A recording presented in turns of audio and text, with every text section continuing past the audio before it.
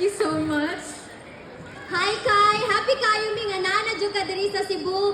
Nakay gusto isulti sa atong mga Cebuano fans?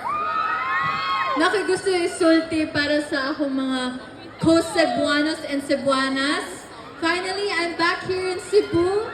La, daghan lagig tao. Okay ra mo? Na-enjoy ra ninyo? Ay, okay ra to? Okay. Guys, I would like to say thank you all for coming all the way from back there. For the people that are watching, thank you so much. I hope you guys enjoy that. And I hope you will enjoy the movie as well. Thank you so much Kai! And proud kayo mi mga Cebuanos. Di mo di ba guys? We are so proud of Kai for being the voice of Hangganan Ko. So Kai, I have a question for you. How does it feel to be the voice behind Hangganan Ko, the Filipino version of one of Disney's most loved songs? Yes, syempre, grabe good ka-honor para na ako. Kasi I was just a simple girl here in Cebu. Maglakaw-lakaw rigid ko diri sa seaside tong una. Mag-skating ko diri with my friends. And now I'm able to sing the Filipino version of How Far I'll Go in front of all of you in my motherland, Cebu. Kaya, grabe kayo, nakakataba po ng puso.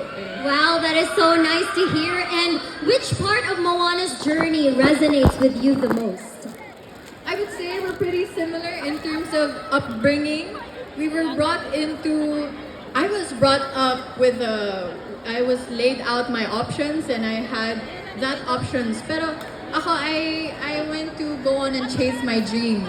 Therefore, I'm very happy to be here because I chose to choose my dreams and perform in front of all of you guys. So thank you so much for being a part of my journey.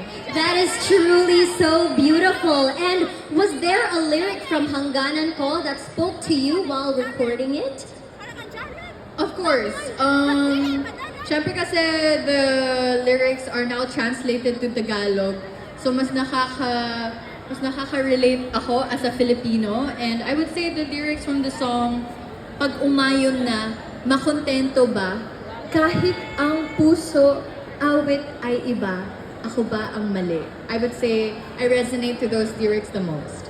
Wow, that is very beautiful indeed. And last but not the least, without giving away any spoilers, what are you most excited for audiences to experience in Disney's live-action Moana? I actually just watched the movie yesterday for the first time. So I'm super excited na makita niyo yung movie kasi if you guys don't know, Moana live action originally came out almost 10 years ago, the animated version. And I remember watching it as a kid. Now I'm watching it as a 19-year-old. At grabe, you guys will totally enjoy it. So, excited na ba kayong mapanood yung movie? Excited na mo? Wow, thank you so much. And now at this time, we would like to ask you to take photos with everybody here. Are you guys excited?